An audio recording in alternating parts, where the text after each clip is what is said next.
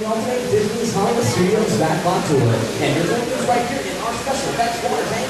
Now, water tanks just like this one continue to play a major role in action films. Here, the explosive out-of-control mayhem used in films like Crimson Tide, The Rock, and of course, Pearl Harbor. Those are all recreated in large-scale physical, as well as mechanical effects. For the action film films, they carefully planned sequence events. And you guys are lucky. We're shooting your own action film right now titled Harbor Attack. Where we'll be using many of the same special effects that big names directors like Michael Bay's in their action films. In fact, if you'll turn your attention to those overhead monitors, we do have Michael Bay here to set our scene for us. And next up, we got those bullets. And eventually pack of our sound effects. Of course, the last, and by far the most important effect you see like this one, well, that's going to be the fire effect, and that must have made a precise moment. Because it takes a lot of time and work to reset charges for those explosions. Of course, the number one consideration when timing all the effects that I just showed you is always the same thing you have to do on set. And that brings me to you.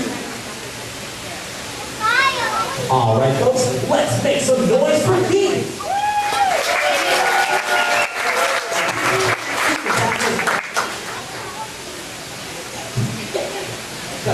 You can pass this on the campus where scene takes place, down below the waterline of the boat, the end of the following like you keep me up pre-prepared. You start right behind us on Wall of Trish, show game set up your role. Now, we're going to film two separate scenes today, folks, but not in the order I think here in the script. See a lot of movies today are actually shot out of sequence. This would be a challenge for the actor to see after the actor scene that has not been filmed yet. Luckily, it's my job as director to give you motivation for a scene. Like this, Keith. Here it is your setup. When I yell action, that phone next to you buzz, right? You're going to pick it up and start talking to your captain right before 800 gallons of water jump out of those tanks, flying down the chute and slam into you like a freight train. Are you motivated to hang on to me? You know, I really hope so, because actually, guys, it's over 1,000 gallons of ice cold freezing water. There's a very fine line between motivation and fear. All right, keep rolling with that. Now, just launch your engines, all right? And action. All right, keep that right. Give that phone. Start talking to your captain. Now, here's what you're going to do something, and you're taking on just a little water.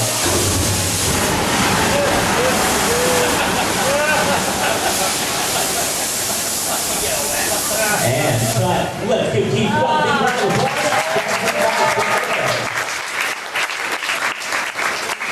Now, Keith, you did such a great job as our mechanic. I have one more job. You ready for it? All right, what are you going to say in that chair for me? You are going to stare dramatically out into the audience. And you are going to act dry. Not quite, Keith.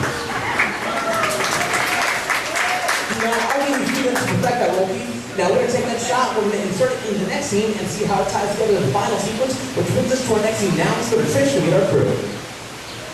Thanks, Alex. Good evening, everybody. I need a great big round of applause for our very brave Captain Phillips. And for wild and wacky, but not quite as brave, deck crew, Katie and Jessica. Thank you very much, Trish.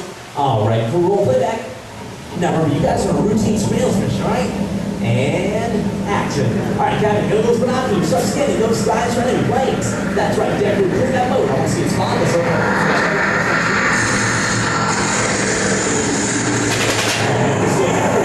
Start shooting the wheel. Get right there. That's right, Deck crew. What are you doing? You're running off. You're screaming. You're scared. You're stunned. You're doing it. Shoot, Captain. You got me.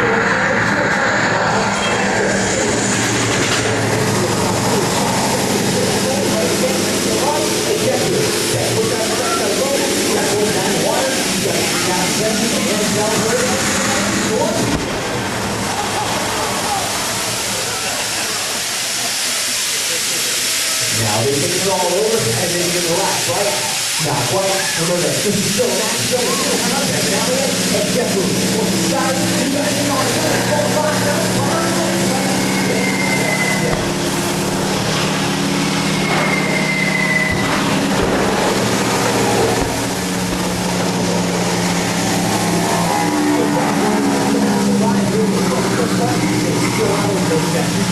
back on the turn. Stay back under the boat, but head towards your audience, look out, audience, look out.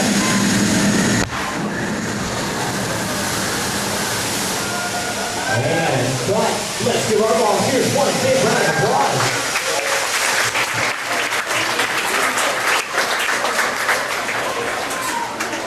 Now we're going to sample what you see in smoke and sound, created out of some computer generated imagery, a few pre-recorded lines, dialogue, and a rousing musical score. Turn your attention and your dance lows over head monitors as we proudly present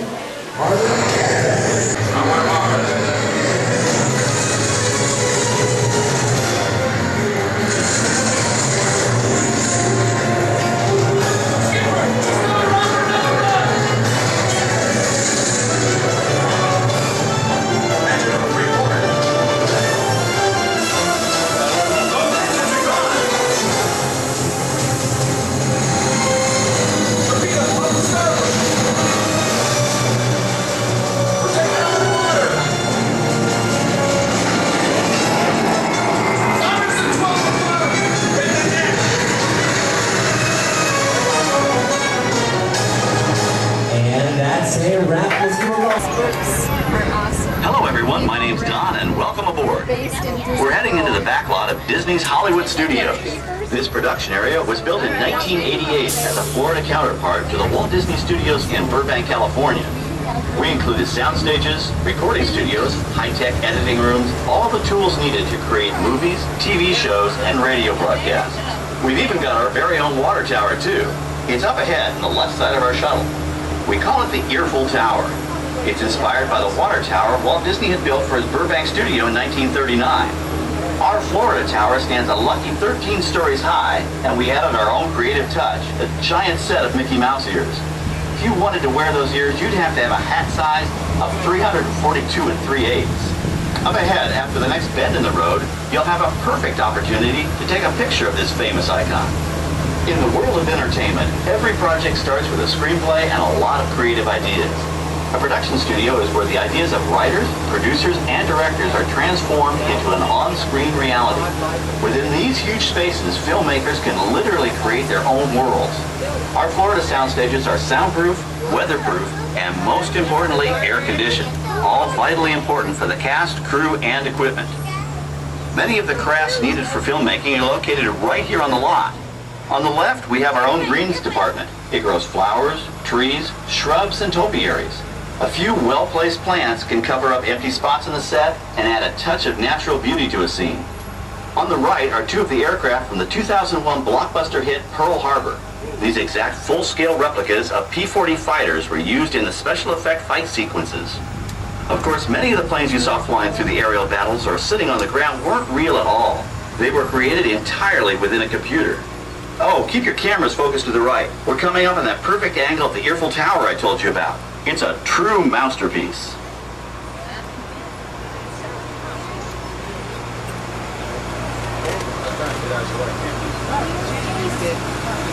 We're entering one of our most glamorous and colorful departments, creative costuming. Every star has to have just the right wardrobe, and it all begins here with a designer's sketch. Our team of designers, seamstresses, and tailors can turn 1.5 million yards of fabric into over 25,000 costumes every year. Many of these costumes will become part of the shows and attractions of the Walt Disney World Resort. In fact, here in Florida, we have the largest working wardrobe department in the world. Why, Mickey Mouse alone has over 175 different outfits to choose from, while Minnie Mouse keeps more than 200 unique costumes in her wardrobe. On the left are costumes worn by the stars in recent studio productions. You'll probably recognize some of those costumes from the big screen. Every story needs a setting, and our design staff can create just about any place a script calls for, from an urban city street to a remote desert canyon. On the left is our scenic shop where large-scale sets and props are built. Our team of set designers, carpenters, artists, and engineers has created caves and caverns, game show sets, even replicas of the U.S. Supreme Court and NASA's Mission Control, all on our sound stages. The shop also provides sets and props for our shows and parades here at Walt Disney World. The same skill and craftsmanship that goes into a movie set can also be used to create magic for our parks. Either way, it's all about making dreams come true. Now we're entering a zone we call the Bone Yard. It's an outdoor storage area for oversized props and vehicles. Cars, trucks, boats, planes, we often save these props in case we need them for future production.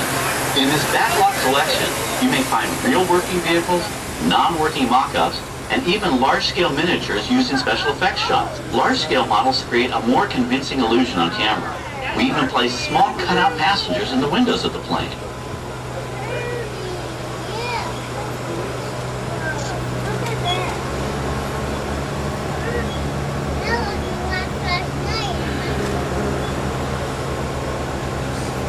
We're now passing by the sets for our lights, motors, action, extreme stunt show. On the left, you may catch a glimpse of the Mediterranean fishing village that sets the stage for this thrilling attraction. We'll get a closer look at it soon, but for now, we're approaching one of the largest standing sets on our back lot. It's over on the right. It may not look like much from this angle, but it's pretty spectacular on the other side.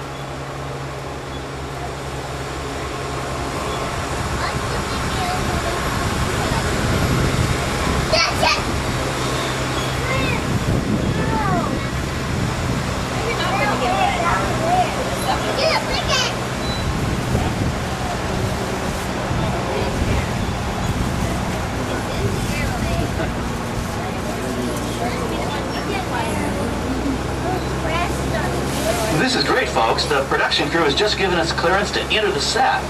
Hello, Backlot Tour. I'm Amy, a production coordinator here at the studios. I can see your shuttle heading toward our canyon set. I've given your driver permission to come in and take a look around. I'm up here with our effects crew, and we're getting ready to shoot a test sequence. Oh, on the way in, you're going to be crossing a wooden bridge, and things may get a little bumpy, so please, hold on to your belongings, especially hats, cameras, and glasses, and keep an eye on any small children in your party. And of course, please remain seated at all times. Welcome to the set. As you can see, we brought the bare, dry deserts of Southern California to green, typically humid Central Florida. This set is based on real locations that our production designer took pictures of. Our set crew spent about 6 months building everyone to please remain seated, including children. For our upcoming production, the script called for a tanker truck. We found this one in our boneyard, but it was too big to drive into place. So we picked it up with a crane and set it down here. We're up on the overhead platforms, and I see our director has arrived. As soon as the rain effect is ready, we'll begin the sequence.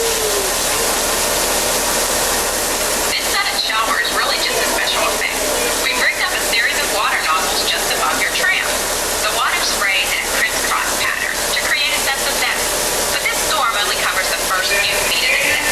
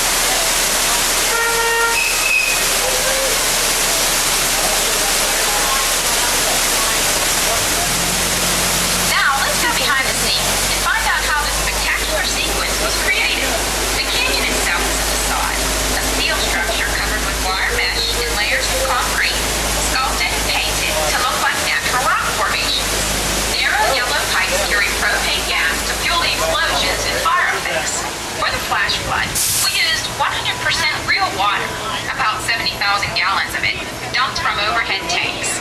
Oh, but don't worry, we recycle. All of that water will be pumped right back up to the top for the next take. We shoot some ear cannons for an extra dynamic effect. Those ear cannons are powerful enough to shoot a basketball over the top of a skyscraper the size of the Empire State Building. To top it off, our shuttle was sitting on hydraulic shaker tables. They provided the shaking, rattling, and rolling sensations for the scene. The entire sequence can be reset in 3.5 minutes. That's just enough time to bring in the next shuttle. Well, I've got to get ready for our next take. Thank you all for being part of the action. Hey, I'm needed back on the set, so enjoy the rest of your tour. Okay, well, thanks, Amy, for giving us access to the set.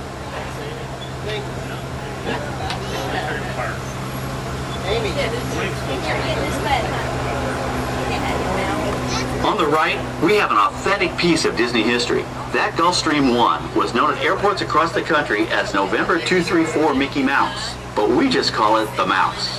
In 1964, Walt Disney and his hand-picked team used this plane to scout locations for what he called the Florida Project. Soon, they secretly began purchasing thousands of acres of land, which became the Walt Disney World Resort in 1971.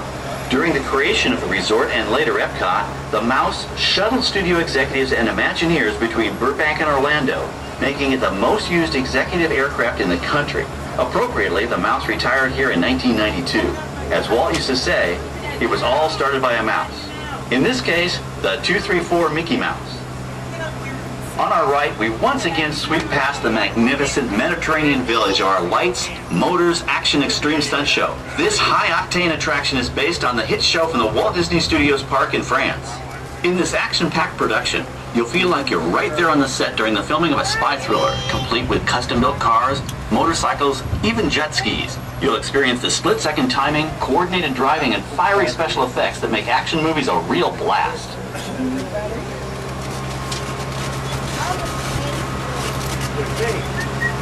The staging area to our right is known as Acceleration Alley. Here, the custom-built stunt show vehicles rev their engines up to 70 miles an hour before making their high-speed entrances onto the stage for our Lights, Motors, Action Extreme Stunt Show. Of course, these are professional stunt drivers. We hope you'll enjoy their daring driving skills, but please, don't try them yourself. When we reuse older props in a new production, they're often refitted with custom parts and given a whole new color scheme. You might not even recognize them the next time you see them on screen. For instance, coming up is our friend Herbie the Love Bug. He went through a special demolition derby makeover. Those dents and dings were added on purpose, but he can be polished up as good as new for his next starring role.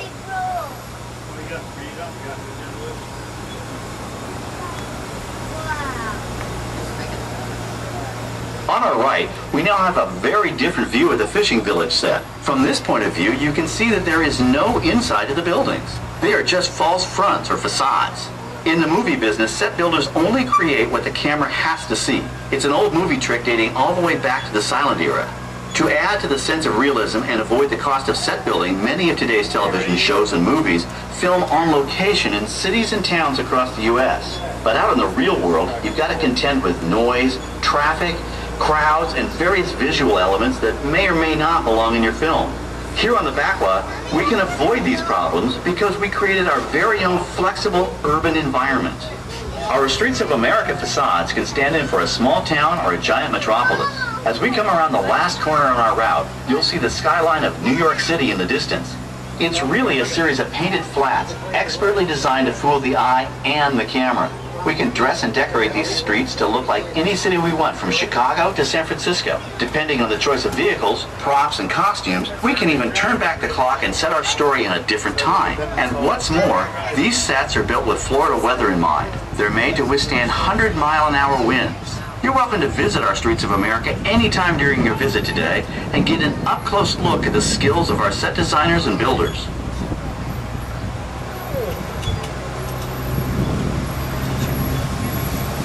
We've just about reached the end of our tour. Our final stop is the American Film Institute Showcase, where you can see the actual costumes and movie props used in some of Hollywood's most famous films.